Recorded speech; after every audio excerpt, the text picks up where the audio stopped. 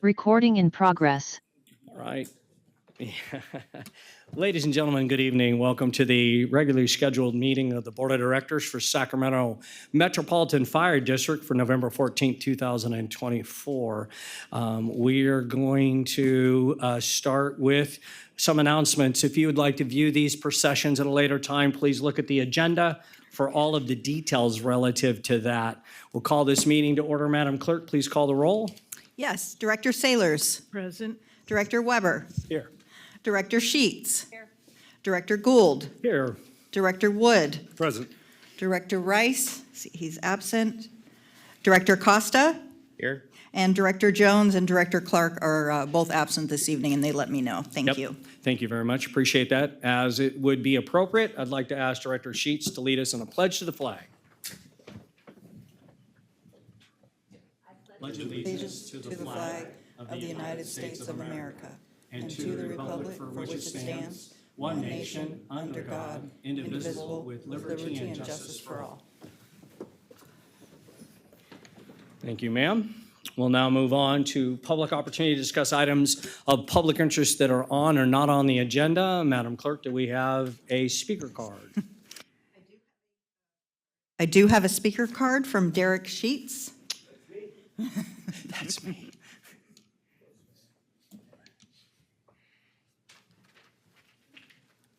Is this where I talk? You don't leave a little spot for a little speech. All right, hello everyone. Thank you for having me tonight. Some of you know me. My name's Derek Sheets. Jennifer Sheets' husband, a firefighter here at Metro Fire and a resident of Fair Oaks. I came here tonight to honor my wife's commitment and service over the past 8 years to her community and Metro Fire.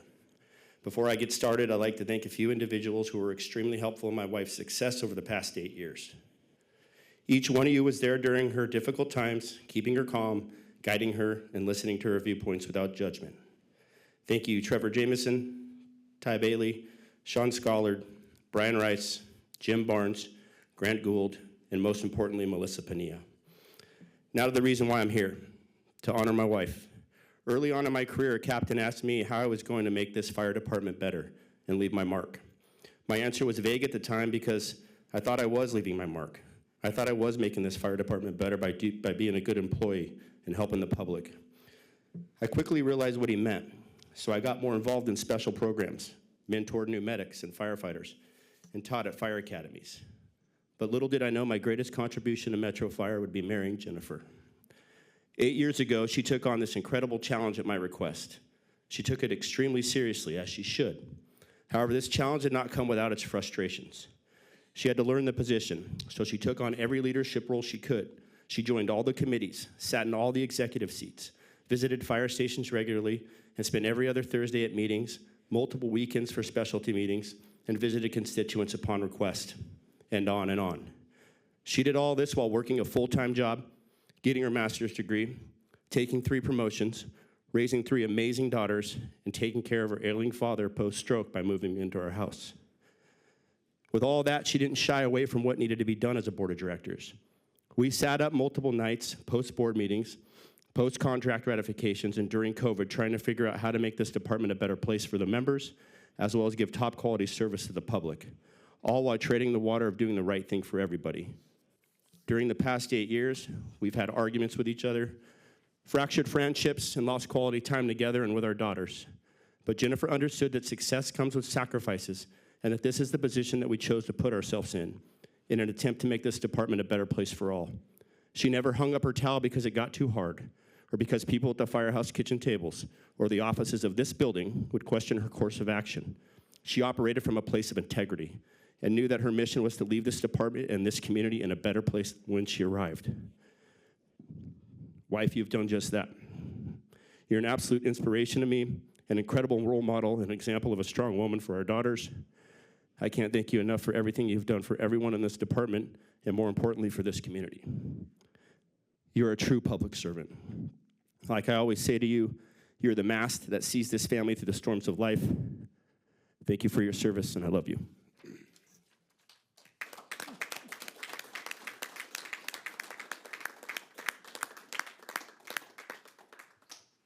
You know, if I had the opportunity, we'd just close the shop and go home. Yep. That was incredible. Thank you, Derek. That was really wonderful. I'd like to see more of that. Do we have any speaker cards online, or do we have any other members of the public that would like to address the board? Anyone else in the room that wishes to address the board, or if you are watching on Zoom, you can use the raise your hand feature to make a public comment. It's perfectly fine if you feel like you'd like to do a roast. I'm all over that. No additional public All right, comments. a Thank little you. later. Thank you, ma'am. Appreciate that. We'll move on to consent items. And I'll entertain a motion for consent, please. It's going to have to be one of you guys. All right, Ted, Second. we got a first. Got it. Second. And it's the second and the third. Thank you very much, Madam Clerk. Please call the roll. Yes, Director Saylors. Aye. Director Weber. Aye. Director Sheets. Aye. President Gould. Aye. Director Wood. Aye. Director Costa. Aye. Thank you. Motion passes. Appreciate that. Thank you very much. We have 2 action items tonight, and I'm going to exercise executive privilege.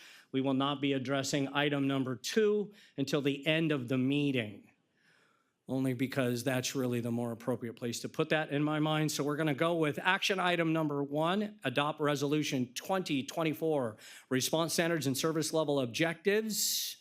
A very lengthy document, so well done, it's incredible. Who's going to lead the show on this one? I've got no name. Chief Mitchell? Hi, thank you, Director. Adam Mitchell, Deputy Chief Operations. I'm going to quickly turn it over to Jake Whelan, who will start us off, and Aaron Castleberry in the back, and then I'll step in towards the end. Okay, very good. Thank you very much. Thank you, Chief Mitchell.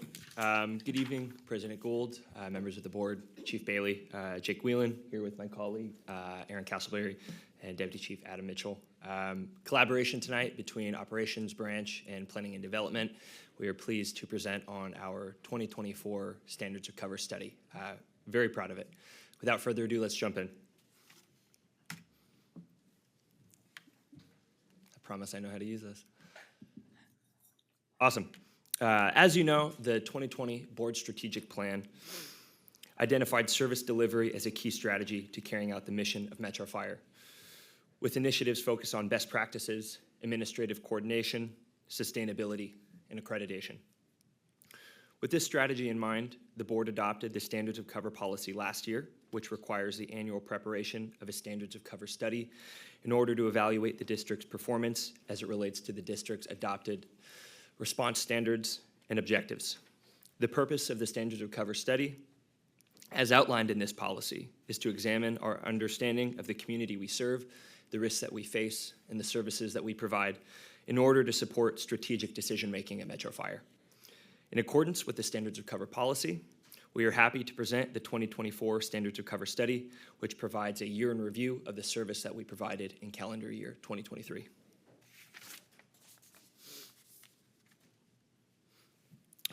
During the preparation of last year's study, we would often comment on how much easier year 2 is going to be once we got through year 1. We definitely felt that this year with no more evident of an example as to our data processing and analysis. Our single biggest challenge in preparing last year's study was extracting and compiling the data that we would need through a variety of sources. What took months and months of what took months and months of work last year to define all of that data, to clean it, to bring it together, to perform quality assurance checks on it, we were able to do in a matter of weeks this year. And that was because we were able to automate certain processes last year and put in the work last year so that we can make our lives easier when we came around to year 2. In total, the Standards of Cover uses more than 10 different data sources to make thousands of single calculations that spit out millions of numbers that get rolled up into this study that we will use. Aaron will now give you an overview of what's new in 2024. Thanks, Jake. Hello, everyone. So the Standards of Cover policy does outline how the study should be updated, with demographic data being updated every 5 years, while performance metrics and growth data being updated on an annual basis. So as Jake mentioned, this study looks back to our calendar year 2023 performance. So the biggest update for this year's study is that all of the call volume incident information has all been updated, of course, to reflect 2023. including operational changes that were made in 2023 with resource movement and added capacity, as well as incident and performance data. However, we did make some additional enhancements to this year's study. So we're going to go over a couple of what those things are. So in section 1, in our community baselines, we did go through all of our growth projects and looked for updates on those. So you'll be able to see some status updates on projects in our growth areas. In section 2, we updated the battalion and station risk assessments to reflect updated values at risk, which is done through the property tax rolls, property risk indicators, and call volume. We also included a comparative analysis on that, on the battalion and station risk profiles to show how the call volume compared to the prior year's call volume. In section 3, we updated risk categories to reflect changes that were made last year in critical task capabilities and ERF, specifically around some water rescue items and EMS items. So there's some updates there. Section 4 has some new proposed response standards, which we'll talk about a little later. In section 5, we've made a lot of updates in section 5. We've incorporated a comparative analysis of response standard determination between 2022 and 2023. We have a concentration study that now considers the availability of automatic aid resources in that determination, as opposed to just our own resources. And also the growth plan and new service projections have been updated to reflect the progress of development and absorption over the past year. In section 6, we added a comparative performance analysis over the prior year, so you can see where we have made improvements. So while we may not meet our standard, you'll be able to see we have made an improvement since the last year. So there's a comparative analysis there. And then we've also added a response time performance summary. There's a large section that kind of goes over response time for a whole bunch of different risk types. And at the end of that, we added sort of a one-page summary that kind of brings it all together and shows where changes have been made in the positive and negative. And then in section 7, we added a recap of our continuous improvement efforts. Chief Mitchell's going to talk about that in a moment, and added focus areas for the coming year. Another thing we added this year was an executive overview by Chief Mitchell and Jeff that provided sort of a leader's intent on the standards of cover document and how that feeds into the process. So that's what's new for 2024. So going, there we go, to our summary of findings. We're going to sort of generalize our findings here. We have a pretty robust list of findings that is summarized in section 7 and at the end of each section that you can look at. Some findings, including mostly from sections 2 and 3, are more informative in nature and don't necessarily require action, but they are to inform. So some of the notable findings in section 2 and 3 are that we do now have our first due population density of 10,000 per square mile. That is Station 41. We also see that there was a 22% increase in the values at risk district-wide over the prior year, which now totals $89 billion district-wide. And we also saw a relatively flat increase in call volume. However, the calls related to the unhoused population grew by 9%.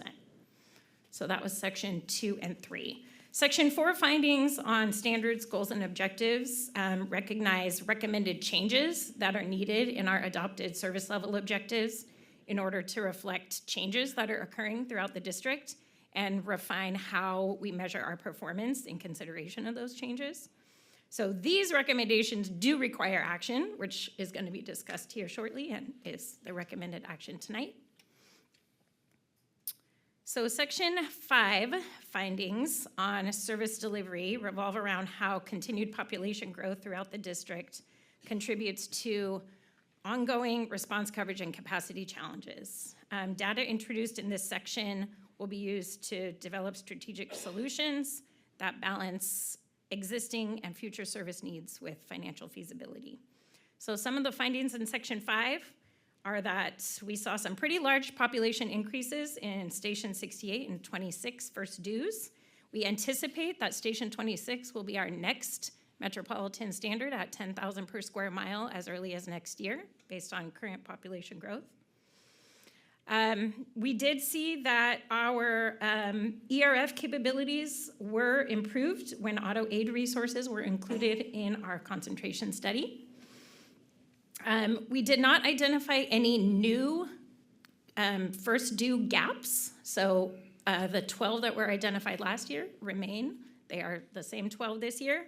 However, we did note that those gaps are largely mitigated by planned new stations and station relocation projects that we already know about. So that's noted in the study. And in section 5 also, with regard to the timing of new service, at the end of section 5, there were no changes noted to the anticipated timing of new service for this year. Section 6 findings that are identified through the performance evaluation generally reveal that we have challenges in urban and dense urban areas.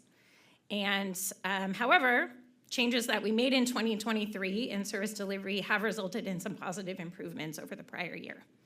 So some notable findings from section 6 include that we still have challenges, obviously, in urban and dense urban areas. But we did see an increase in reliability and a decrease in time on task district-wide on average. So the number of stations that now meet targeted reliability of 90% nearly doubled over the past year, so that's good news. And there was a 2% reduction in medic time on task in the number of medics exceeding our targeted 30%. So what do we do with all these findings? Chief Mitchell is going to outline how we use the standards of cover as a framework for continuous improvement. Thank you. I'll try not to hit anybody with the laser. So, yeah, I'm going to focus on the last section, section 7, about the summary of findings and the recommendations and how it fits into the bigger picture of our process per the policy of our strategic plan also. So first off, continuous improvement is one of the pillars of the Metro Way and represents an attitude of striving to be better, which we always want to be doing. Our intent for the standards of cover that Aaron mentioned is not for it to just be a document that sits on the shelf, but it's a call to action. It tells us what we need to do, and we need to start doing something about it. So this means taking the findings and recommendations from the standards of cover and doing the work to examine what better looks like. This ongoing effort can be broken down into the 4 main components you see in front of you there. So the first one, findings in the standards of cover point to improvements needed in data management and integration. And since data analysis is specifically called out in the board strategic plan, this was one of our areas of focus over the past year, and we're going to continue to dig into this one even deeper to figure out where we can do even better than we've done. You heard Jake talk about some of the things that were better this year. We're not there yet. It is better, but we've got some space where we can continue to get there. Better info in means better info out and a stronger standards of cover to help us in our annual process. Findings of the service delivery analysis and performance evaluation found in section 5 and 6 that Aaron just talked about provide a framework for identifying opportunities for improvement related to performance analysis and service innovation. Using data to develop tailored strategies that mitigate identified service delivery challenges continues to be a priority in our continuous improvement efforts. And I'm happy to report that even as of this morning, the service delivery team has started to take this information and dive into it to come up with what that will look like moving into this next year, and that's an exciting place to be. Findings identified in sections 1 through 4 of the standards of cover help to identify opportunities for improvement related to operations management, administration, and leadership. Where those first 2 items that you saw were continuations of last year, this is a new one this year. These next 2 are new ones. So in order to improve service, we need to take a look at how day-to-day operations and programs are managed and administered to ensure a clear understanding of roles and responsibilities that supports leadership development and succession planning, or making our people more prepared to move into these roles, to make the decisions and understand how and why we do so, which is also one of the board's strategic plans items. Finally, we can't improve our service plan on our own. It requires coordination and buy-in from strategic partners. Findings in the standards of cover, the point to changes required outside organization, provide a framework for external engagement opportunities that build and strengthen relationships with our strategic partners. And I'm happy to say, as you are all aware, that's one of also the board's and fire chief priorities this year, and we're diving very, very deep into that as well. So Section 7 of the Standards of Cover offers a more detailed discussion of these continuous improvement initiatives, including highlights of successful efforts over the past year, and also identifying the projects moving into this next year. So what do we do to operationalize the Standards of Cover? Or how do we leverage these ongoing continuous improvement efforts to make meaningful changes? Both the findings and recommendations of the Standards of Cover, as well as areas for continuous improvement efforts, inform our annual planning process. Outputs of the annual planning process include policy recommendations, again, which you will be seeing here and asked to help us move forward tonight. A service delivery plan that I mentioned earlier, the group's diving into as of recently as of this morning, and continuous improvement projects, or how we're going to address those needs. And how does all of this fit into the bigger picture? And this is not a new slide for you. This should be a familiar slide. We've talked about it for a long time. We're starting over there on the left, the red. Our Standards of Cover policy outlines that on an annual basis, the board should consider updates to response standards and service level objectives in response to findings and recommendations of the SOC. The policy also dictates that a service delivery plan should be prepared on an annual basis based on the findings and recommendations of the SOC and developed through continuous improvement efforts.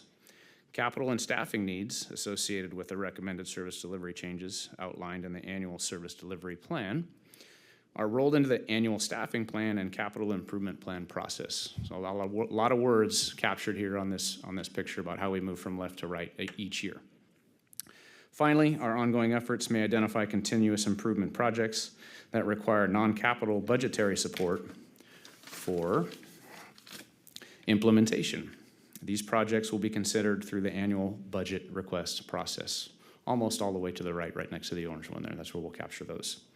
It is through these processes and ongoing efforts that we continue to improve our service, and this study provides us a roadmap for improving operational efficiency, addressing those merging risks that we talked about, that population density increase and the call volume increasing, and ensuring that Metro Fire continues to deliver the right resource with the right capability at the right time. And I'm happy to say I'm going to turn it back over to Jake now to finish us out, but thank you.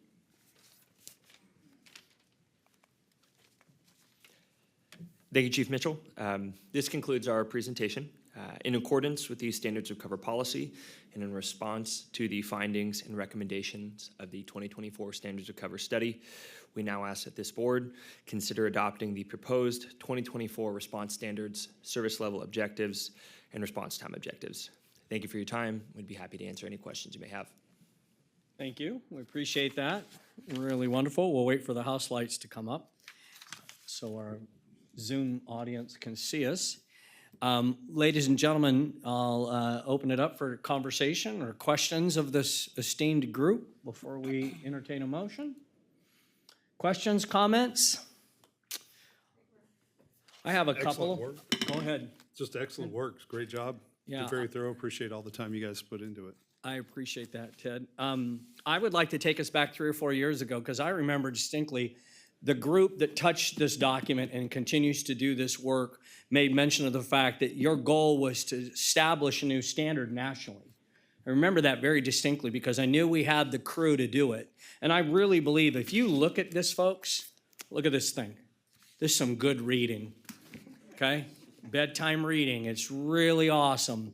But I truly believe that we have now set a national standard, and I challenge any fire agency in the country to come look at this and see if they can beat us, because I don't think they can. It's incredible the data that you guys analyze, and now we're not making decisions based on guts and where we've been doing business in the past. It's based off data that will make our decisions even that stronger into the future, which ultimately will improve patient care and our arrival times and all the other things. I would also challenge this group to look at this document and put it in context with our financial documents that are award-winning for like 4,000 years running. And I think this one will join that same group if there's even a body that will understand this and can stamp its approval. And I'd just like to challenge us. We now have two significant parts of our organization, our standards of cover and our financial documents. We are this far away from challenging accreditation. I believe we would be one of the largest organizations that would be accredited at a national level. Having a little to know about accreditation, it is incredibly valuable for the public's optics of what we're all about, that we would take on that challenge. So with this work, financial work, and many other things that we're doing, I think we ought to at least entertain the idea of Sacramento becoming an accredited fire department, because we have incredible people that need to be recognized in that level. And so I just can't thank you all enough for such a wonderful tool. It's just incredible, and I truly believe you've accomplished your goal as setting a national standard for a document that discusses standard covers. I would challenge any member of the community that wonders about what we're doing here the last week, and they really wonder what we were doing with that. I can't say it, but I certainly would ask you to think about coming in and looking at this document to truly understand the really fine ideas that this organization is coming up with, that is supported by the decisions that our community is making. So with that, I'll entertain a motion for this resolution. I'll make that motion. I got a first. Second. I got a second, a third, a fourth. I don't even know if we need to call the roll at this stage, but go ahead, Yes, Madam Clerk. Director Saylors. Aye. Director Weber. Aye. Director Sheets. Aye. President Gould. Aye. Director Wood. Yes. Director Costa. Aye. Thank you, motion passes. Outstanding work, folks. Thank you all. Very good. We'll now move on to reports. Ladies and gentlemen, I'm going to save my comments for the end of this meeting.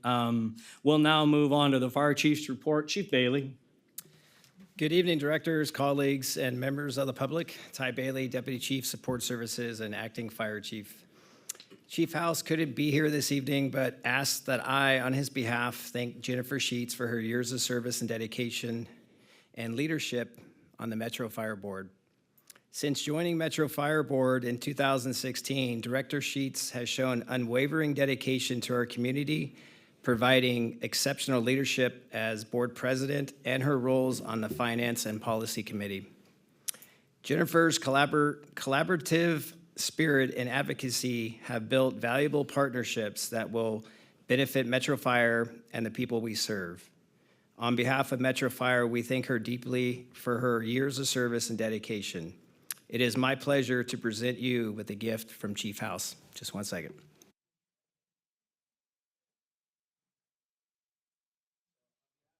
House, he made this for you as a gift for your dedication and service to Metro Fire. And it has a little.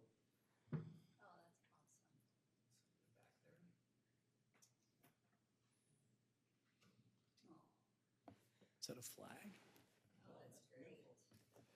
Wow, that's beautiful. Yeah. Go up front, get a picture. Yeah, that'd be great. Derek. Other duties as a sign. Collect the swag. Beautiful. Yeah, isn't it though? That's super nice. That is the end of the chief's report. Okay, thank you, Chief Bailey. I appreciate that very much. Let's now move on to, I have no report from administrative, but we do have an ops report. Chief Mitchell. Yes, thank you, President Gould again. Board members, colleagues, members of the public. I'm going to turn it over quickly to Chief Keeley, and we talked about the standards of cover, and one of those areas for focus and a continuous improvement being data management integration. I'm happy to bring Chief Keeley here tonight to talk a little bit about something we've been doing and will continue to do and make better. This is a culmination over the last number of years where we recognize the old pen and paper and the command vehicle is not the best way to do business. It's talking about situational awareness, accountability, and just general command and control. So I'm going to turn it over to Chief Keeley to talk about one of those data management tools that we're using so that you can see what's going on out there and some of the cool stuff we're doing. So Chief Keeley. Thank you, Chief Mitchell.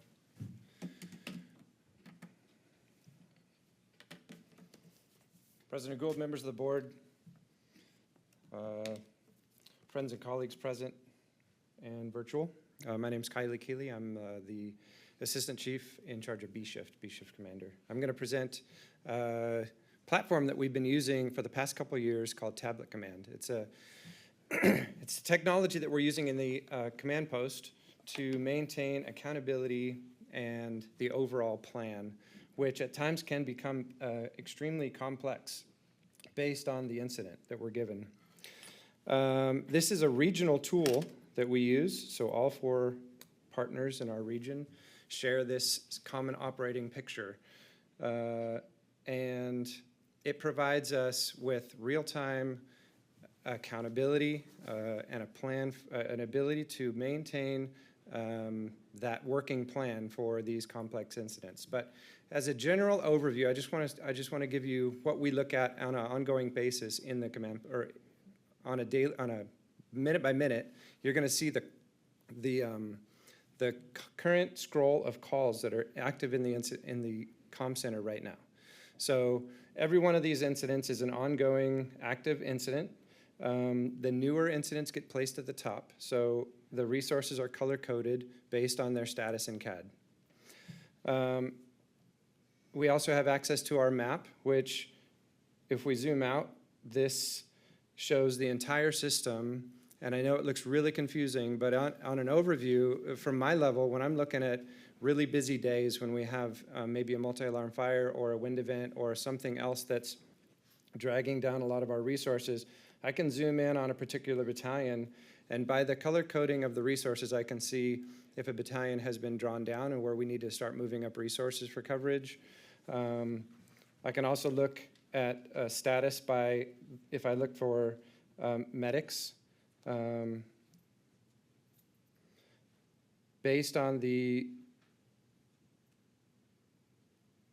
issues that we're dealing with on a given moment. I can look at the Sacramento medics and the Sac Metro ambulances, and just by color coding, I can scroll through to see green is what we're looking for. Green is good. Any other color, it means it's something that a resource is dedicated to an incident. So if it's blue or red or yellow, it means it's on scene or dedicated and unavailable to respond. So that's when EMS 24 would become involved with looking at AMR or other agencies to put in surge resources to provide transport for our issues that we're going to be dealing with, our incidents. So what I want to do is do an overview of an incident. So I'm going to launch a simulation. And this is a Walmart, and it's in 25's first in. So all the training incidents show up with a blue background. So everybody in the system knows that this is a training incident. It's not a real thing that's going on. So I'll tap on that, and if at the bottom right, you can see that if I want to manage the incident. Only one person can manage the incident at a time, which is good because you don't want people messing with resources. We've built templates based on the location and structure type that we're going to. So single story, multi-story, high rises, and basically with a big box, we want to use something with divisions. So we want to be able to be prepared to geographically break this down into smaller parts to maintain that span of control within the command post, so we can stay ahead of the incident for the what if potentials. I'm also gonna, if this was a working fire, it would be a multi-alarm call. So you're gonna see another alarm pop up at the bottom. So I'm just gonna roll through creating some resources in divisions, and at the end I'll kind of sum it up and show you why I did all of this. So if we had resources going in the Alpha side for rescue and for evacuations and fire attack, and then we've got an access on the Bravo side for more access, and maybe that was the location where the garden center was and the fire's located over there, and we need to address fire attack and search on that side as well. And then the battalion chiefs arrive and establish command in conjunction with the assistant chief. And now I want to be able to put later arriving battalion chiefs in charge of those divisions because the BCs carry multiple radios, and they also are prepared to maintain that span of control with multiple resources and maintain that good accountability. So I'm just going to make that person the supervisor, and you'll see that they show up at the top of the list with a yellow bar. If I was to institute a communication plan, I can note that right at the top under Division A, where they're going to be on Alpha 6, and Division Bravo is going to be on Alpha 7. So if I want to break that up, other resources can see this. And our incoming resources, if you have Tablet Command Mobile, they can see all of this as well. Incoming BCs can see that if they're gonna be going to Division Bravo, they're gonna know to roll over to a different TAC channel. So as we build this out some more, we'll put a truck or two on the roof, and our roof division. And let's say that we had Battalion 7 says Engine 27 is coming out of the Alpha side with a couple of victims. I can tap on that, I can hit add note, and I can do a voice recording. So it'll just record my voice. So let's say that Engine 26 has, I'm gonna put Battalion 3 over in charge of Division Bravo. And Battalion 3 reports that they have knockdown in Division Bravo. Battalion 3 reports knockdown.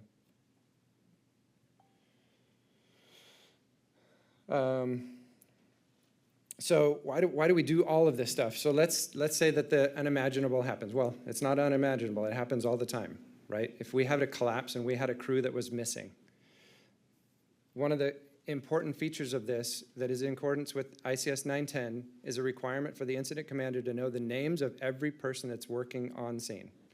So if Engine 28 became lost in the incident, and I can click on that resource and I can see the names of the people that are assigned to that engine. So we know not only that we're looking for Engine 28 crew, we're looking for those 3 members. Also in the command post, as on scene, it becomes very stressful when there is a mayday.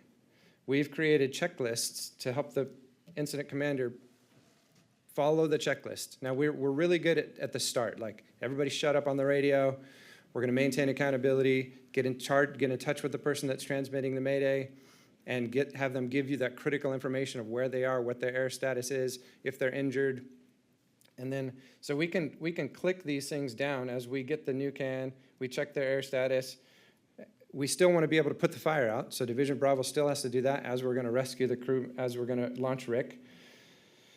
We're going to notify dispatch, we're going to call additional alarms, and once it's all done and we rescue our firefighters out of the mayday, we're going to conduct a PAR with resources that were inside, and we're going to clear the mayday. And we're going to say we can go back to regular radio traffic, we're going to change strategy maybe, but we're going to make sure that all of our members are accounted for. So why do I do all of this? At the very end of a complex incident, we know exactly where all of our people are, assigned or unassigned. We know who's in charge of the incident, and when we go to do our records management at the end of the incident back at the firehouse, we can click on the activity, and everything that I did is time-stamped in real time. So the time of the call was 1833. All of these divisions and groups were established, and then you'll see where I added the note at 1835. And then we had a mayday at 1836 or 1837, and we cleared it at 1837. So and I can email that to myself as well. So I bring up my email, I send it to myself, and I can do that back at the comforts of the office without having to go to my steno pad that might have gotten wet in the rain, or my dry erase board that somebody leaned on and erased Division Alpha and Bravo for me.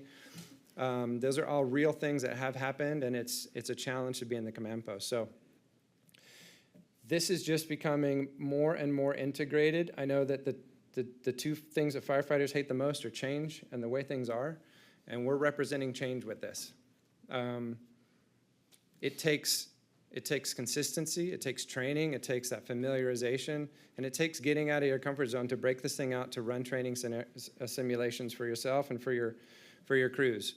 This is in every single one of the chief officers' buggies in the entire region, and it's also in a lot of our engines and trucks and ambulances, because this is, as the end result, this is going to become our MDC. It represents a significant cost savings to every district, because There's just one of these and a fan, and a cooling fan case to keep it cool, because we do struggle with some heat in Sacramento, as you're aware. That's still a challenge with the iPads, but an iPad in a case costs a little less than $3,000. And they're not required in any of the reserve apparatus that sits out at Fleet while they're getting repaired. So you just take your iPad, which is your MDC, out of your regular rig and put it into the next one, which has a $400 charging connection dock. So I'm really excited about this, being able to help bring this to our district and to the region. I've been able to work with some really quality people that represent Cosumnes, Folsom, and Sac City. And Chief Mitchell has been nothing but supportive, and I look forward to continuing to integrate this into our everyday practice. And if anybody has any questions, I'd love to answer some. Okay, folks, any questions? Go ahead. Go ahead, Cindy, go. So you're saying that everyone in the region has these in their battalion chiefs' cars? Yes. Okay, so let's touch on truck 17, and does it bring up their personnel? So their telestaff is, yes, it does, look at that, okay, thank you. Yeah, that's a really critical addition to our incident commanders, because obviously we have boundary drops, and in Battalion 7, Battalion 5, especially Battalion 9, we'll get Sac City resources, Cosumnes resources, Battalion 13 gets Folsom, and if anybody needed anything, if we needed to locate a person, we know what resource they're assigned to. And this program looks at telestaff about every 2 seconds, so it's always accurate, as long as telestaff is accurate. Great, this is awesome, because this puts the whiteboard at the back of the BC's vehicle to shame. I mean, It really does. so I love this. This is great. Thank you very much. I love this. Go ahead. Chief Keeley, thanks for this. You mentioned the three closest jurisdictions we work with, but we also do occasionally get out with West Sac, with Roseville, South Placer, El Dorado. Any chance that they'll be coming on to this anytime in the future? Absolutely. So you see that highlighted kind of tan bar? That is a West Sac incident. We have integrated through Tablet Command, we've integrated 2 comm centers. So now we have the feed for West Sac's incidents, and they have ours. That's important because for move-ups, when Sac City moves up to West Sac and vice versa, they can see the active calls in their first ends. Now, all it is just an add-on. If we as a region decide to look at El Dorado, like Camino, we can get Camino's feed. So we'll see El Dorado Hills and all of Amador County, El Dorado County. Placer County is the same thing. It's a little bit more difficult because there's a lot more smaller comm centers. But Roseville, West Sac, El Dorado, and even more importantly, CAL FIRE. Like they're using, in different units, they're using Tablet Command. So on these statewide incidents, we're able to see resources based on if they're in Tablet Command or not. We can see, if we're told to go tie in with an engine company, we can look up on our map and we can find them. I think when I pulled this up, you could see some of the resources down at the mountain fire. That's a lot. So 7150 is down there. We also have, I mean, I can go on, and I don't want to belabor this one tonight. I do want to go in a much deeper dive into this to give you a much more information based on what its capabilities are, because there is so much more. I know I talked fast. I hope I didn't confuse anybody, but there's a ton more, and it looks at our helicopters' capabilities and how they can add on with this, the UAV, our dozer, our boats. So there's a lot of special operations that can be integrated into this as well. Yes. So if the helicopter takes a picture, they can put it into this thing, right? Absolutely. Okay, Yes. Thanks. I love it. I love it. I Yes. love it. I love it. Yeah. And they can also draw, when the helicopter arrives on scene, they put a notation where the heel of the fire is, and they draw a perimeter of the current fire, and they take some pictures. So incoming resources can see flame length, fire behavior, smoke, volume, velocity, density. They can see the values at risk in real time. Any other questions? I just have one, Chief. When do you see the opportunity for us to incorporate our brothers and sisters in law enforcement?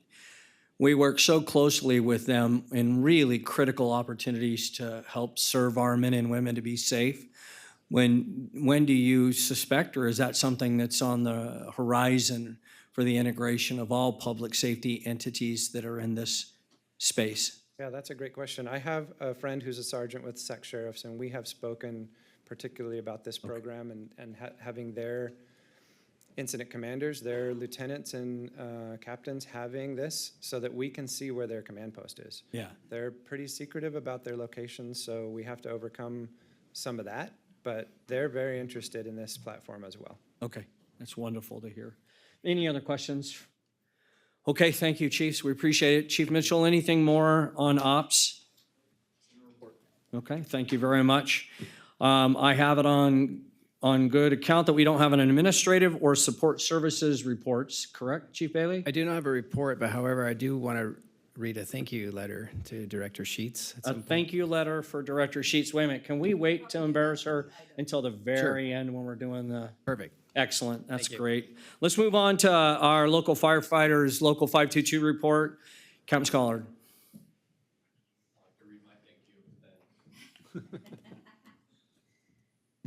Good evening, everyone. Sean Schollard, Vice President, Local 522.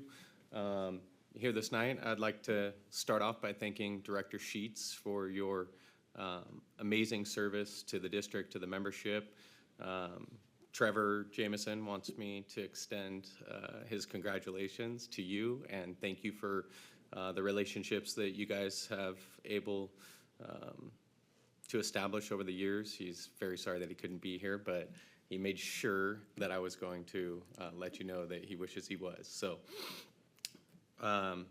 Director Sheets and I met, I was doing the math probably over 15 years ago when I was doing my paramedic internship, my clinicals actually in Soda Roseville. And so little did I know back then that we would be at the points that both of us are now. And I really appreciate all the time that you and I got to spend together, your candid conversations at Pause Coffee. I'm hoping that maybe Sean is interested in meeting there for coffee so we can continue that trend. But the membership's super grateful for everything that you've done.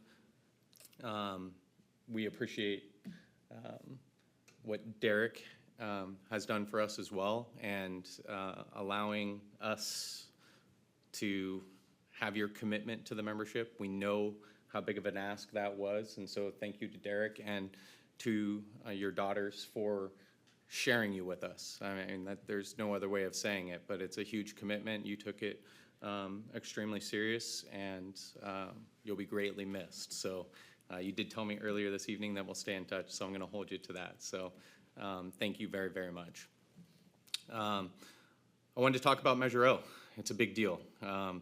I think things are looking great for us. I think we've said that we can start maybe celebrating a little bit. We're probably not going to pop a ton of champagne right now and celebrate, but the numbers are looking great. There's a lot of thank yous that go along with that. I want to thank the board. I want to thank Metro Fire for having the awareness to create a sustainable future for Metro Fire, for the membership, more importantly for the community, to provide an opportunity for us to continue to deliver the service that everybody loves doing. So thank you to all of you. Thank you to Matt Cole, as he has his head down and told me not to say anything, but I'd be remiss if I didn't. It was a extremely challenging task to do, and the best way to get something to fail is to give it to somebody that's too busy to do it. And Matt was in a position, whether he wanted to be or not, to be able to spearhead the efforts on Measure O, and I can't think of anybody else that could have done a better job than Matt. I know he'll say it was a team effort, and I don't disagree with that at all. It took an extreme lift from everybody, but he's always been somebody that's been able to step up and be a leader and take on a task and see it through to the finish line. And so thank you, Matt, for all of your efforts in Measure O. Thank you for putting the team together. The other members that were involved, Scott Owen, Cody Powers, Brett Randall, Mike Gildone, everybody, the entire membership for stepping up and doing what we asked for, you know. Typically, the members are coming to the union asking for help, and this time it was the union going to the membership asking for help, and they did respond. They responded very, very well, and all of them stepped up to the plate to see this thing through. And so we're gonna keep our fingers crossed as the next ballots drop on Friday that the numbers trend in the direction that we're hoping. But more importantly, thank you to the community, to the hundreds of thousands of people that tune in on these Thursday evenings to watch our reports and stuff. But thank you to all of them, because really they're the ones that make it successful. I think they've looked at this as an opportunity to reflect back at the service that Metro Fire provides and the members that provide that service to them, and they're happy. They see it, and the polls are showing that right now. So thank you to the community. Thank you to Director Pete Votava for his efforts. We had a lot of political action taking place over the last 3-4 months. And we did very well on a lot of the efforts that we put forward, including our very own Ted Wood. I know he probably doesn't want to count, pop too much champagne right now, but we think that's trending in the right direction. And Pete Votava stepped up to the plate as all the other stuff was transpiring throughout the organization. Pete was in constant contact with Director Wood, and I'm very, very happy for that. And so congratulations to you. If it's too soon, I don't think that it is, though. So congratulations, and we appreciate your commitment to the board and the relationships that we have and the ones that we'll continue to have throughout your time here. So thank you very much for that. Thank you to all of our political partners out there, the ones that really help us out in these times. You know, we do cherish those relationships, and a lot of these efforts wouldn't happen without those relationships that Local 522 has established. And so I want to thank all of them, all the people that we endorsed that got elected, the people that stood in our corner, even in times when we didn't stand in theirs. So I think that really sheds a light on where we're at politically in the region. I want to thank our partners. As I've said before, we're an amalgamated union, and it wasn't just Metro Fire's vote to put forth the effort of Local 522 on Measure O. It took a collaborative effort from all of our organizations that we represent within 522. So thank you to all of them for trusting in us that we could get this thing done, and for trusting and believing that Matt could see this through to the finish line. So other than that, I will say that we do have a ton of work ahead of us. We have a lot of planning. We have a lot of future to plan. And I know we've talked and spitballed about the idea of like a government affairs committee. I think it's a good thing that we should establish, that the board should seriously consider doing. We look at all the effort that we've put into workers' comp, and we look at the work that labor's done on the work comp side of the shop, and what administration and Metro has done on work comp. And we really didn't have anybody that was putting both those efforts together to strategize a plan of what next looked like. And so I think we're in that situation right now. We've had a lot of effort from the local. We've had a lot of effort from Metro. Coming up with a government affairs committee, of course, at your recommendation, I think is something that would set us up in the right direction. So thank you. Thank you, Sean. Appreciate those words. We'll move on to committee and delegate reports. I have a report from the executive committee. We'll move on to Com Center JPA, Acting Chief Bailey. Any comments? Yes, thank you, Board. The Communications Center JPA met on November 12th, 2024, and our next meeting is on December 10th, 2024. I have nothing to report out from our meeting on the 12th. Okay. Thank you. Thank you very much. Who's going to stand in for Director Jones on the finance and audit? Anybody? I will. Go ahead, sir. We have not had a recent meeting, and our next meeting is January 23rd. Appreciate that, Bob. We'll move on to Policy Committee, Director Costa. Thank you, Mr. President. The Policy Committee met this evening. We had two policies. The first is around district vehicle use, so this was an administrative policy. It was revised to further clarify and set parameters around take-home vehicles. And so for clarity, it's already been practiced but codified in the policy that an employee can take home a vehicle if they live within less than 50 miles from headquarters. So that was administrative policy, so it won't be coming to the board. The second was a board policy, family medical leave. So this was updated to take into consideration recent changes to sick leave policy and a legislative update around reproductive loss events. So that policy was moved forward to the board for action. And our next meeting is December 12th. Thank you very Thank much. you. Appreciate that. All right, now, probably the most important thing we'll do all night is we're going to take action item number 2. Action item number 2 is a recommendation to adopt Resolution Committee Director Jennifer Sheets for her 8 years of service to the board. I have both Chief Bailey and our board clerk as managing that, and then we'll have an opportunity, once they're done speaking, open it up to my colleagues and continue said roast. I will read the resolution commending Jennifer Sheets into the record, and then we will need a motion and second to adopt that. Thank you very much. Whereas the Board of Directors of the Sac Metropolitan Fire District wish to acknowledge that Jennifer Sheets has served as a director of the Sacramento Metropolitan Fire District with distinction, whereas Director Sheets began her service as an elected board member in December 2016 and faithfully served the Metro Fire District with sound judgment, professionalism, and integrity throughout her tenure for 8 years. Director Sheets served the Board of Directors with the highest degree of leadership as board president in 2020, whereas Director Sheets contributed significantly to the district by serving on the Finance and Audit Committee in 2017, serving on the Executive Committee as vice president in 2019, and as secretary in 2018, and currently now in 2024. She has also served as an alternate on the Policy Committee since 2019. Whereas Director Sheets proudly represented the Sacramento Metropolitan Fire District at the Cap to Cap program in Washington, D.C. in 2018 and 2024. Now therefore be it resolved that the Sacramento Metropolitan Fire District and its Board of Directors hereby commends Jennifer Sheets for her unwavering dedication, steadfast commitment to the district's goals and objectives, and exceptional service to the fire service and the citizens which it serves, and wishes to thank her for a job well done.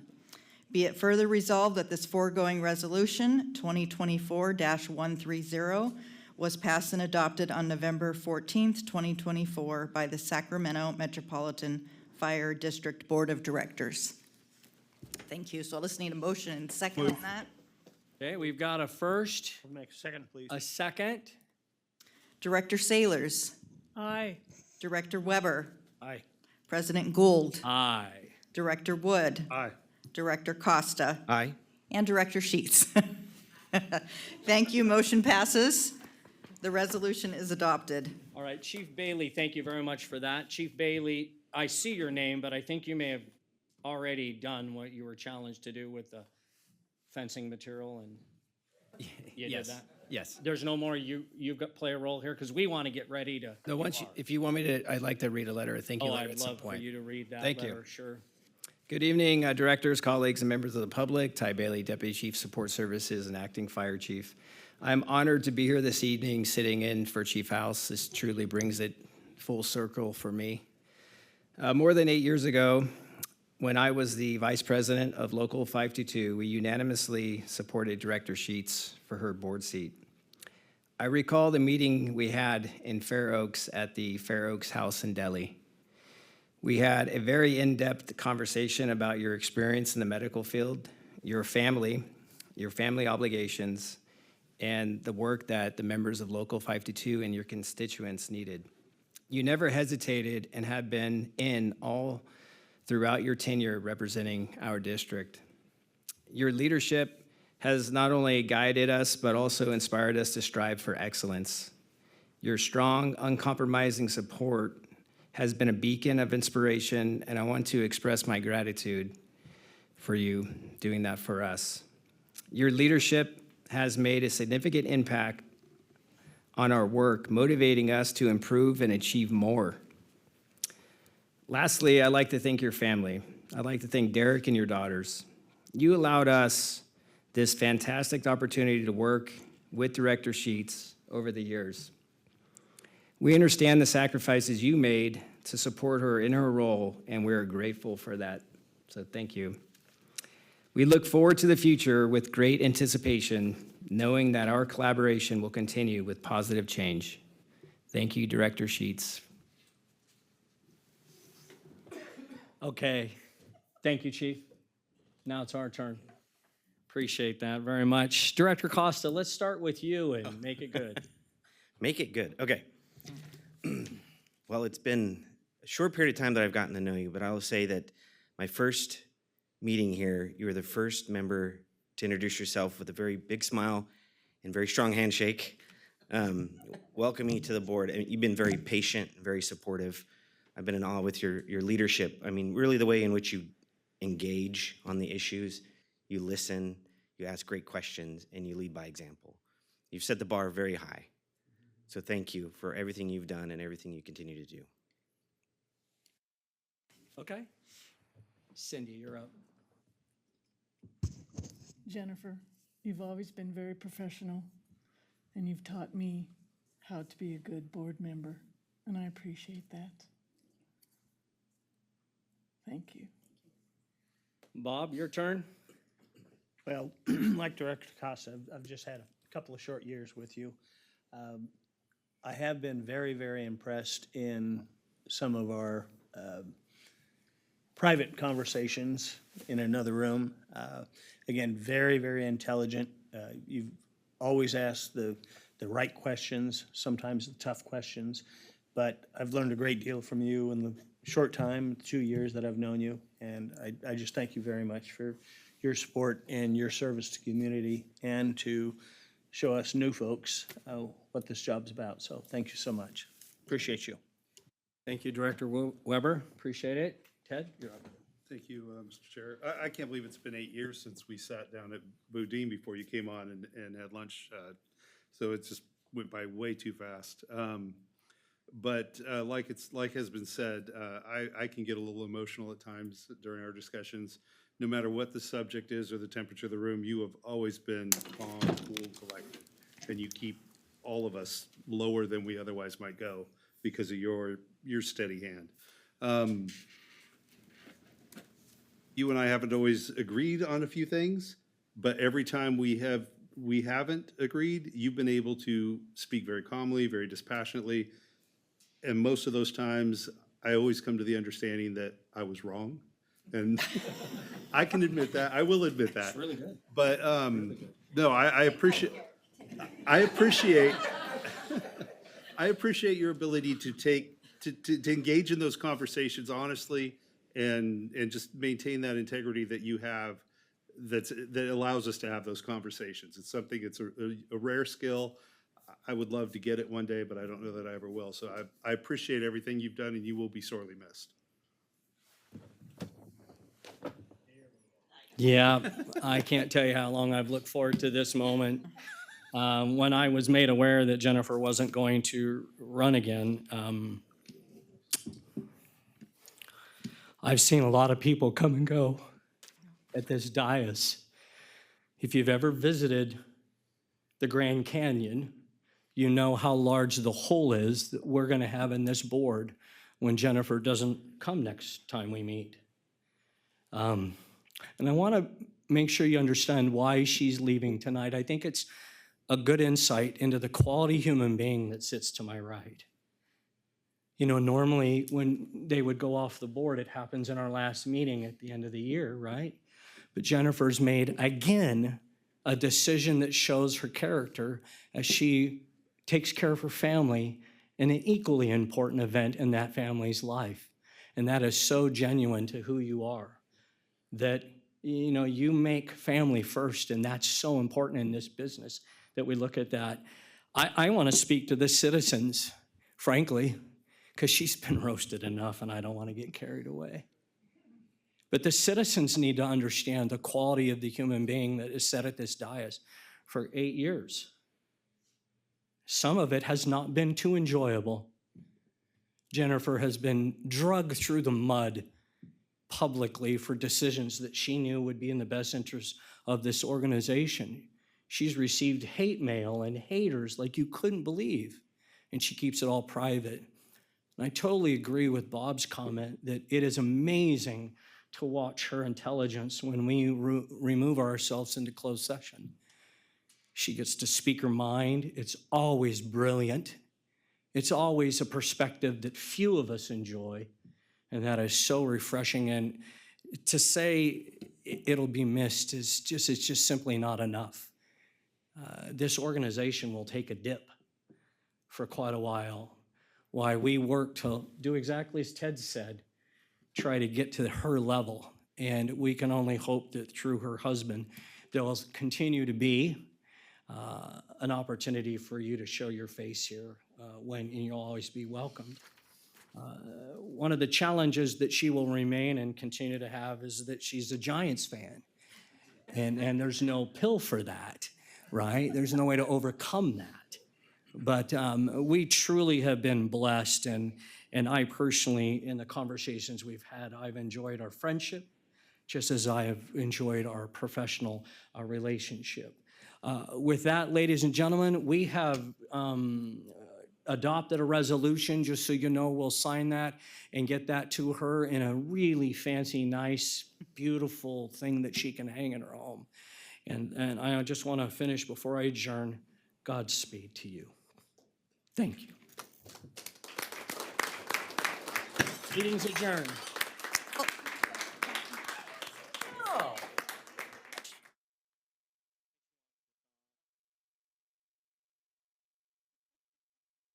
Adjourned. Keep it on the record. Still recording. We're still. Perfect. Okay, I'll get through this. Good evening, everyone.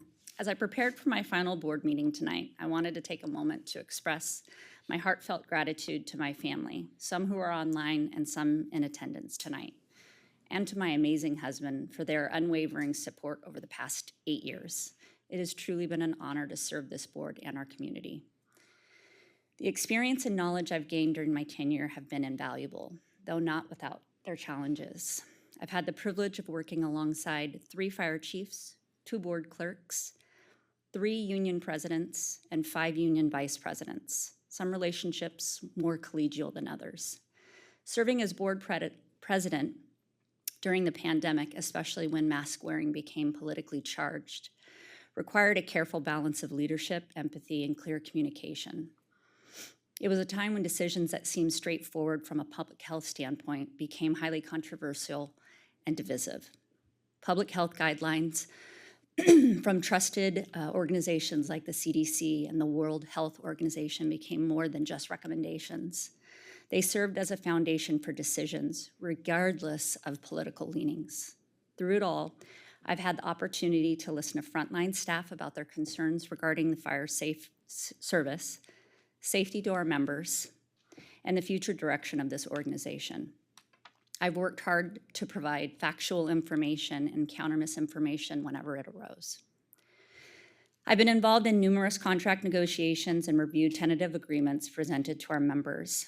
I've also faced personal challenges, including being named in a lawsuit for simply expressing my views on the level of service I believe our community deserves. At times, views that were misrepresented and misinterpreted, attributed by actions and decisions made by others within this organization that I was not involved in. At times, both my commitment to this organization and my family's integrity were questioned. Hearing those untrue and unfounded accusations was difficult, yet I remained steadfast in my dedication to this role.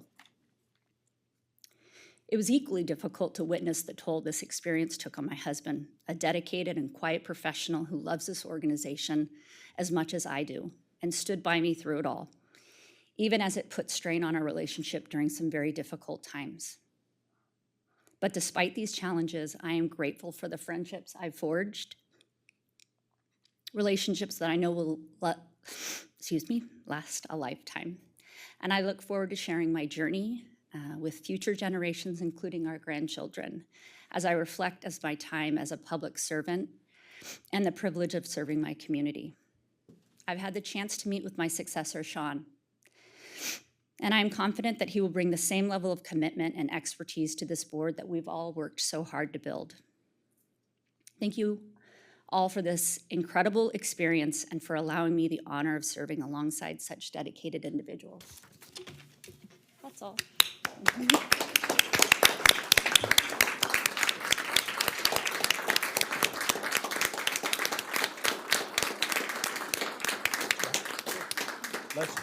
Directors, let's go down in the front and get a picture, please. Santiago will come off the record. Thank you. Meeting adjourned. Recording stopped.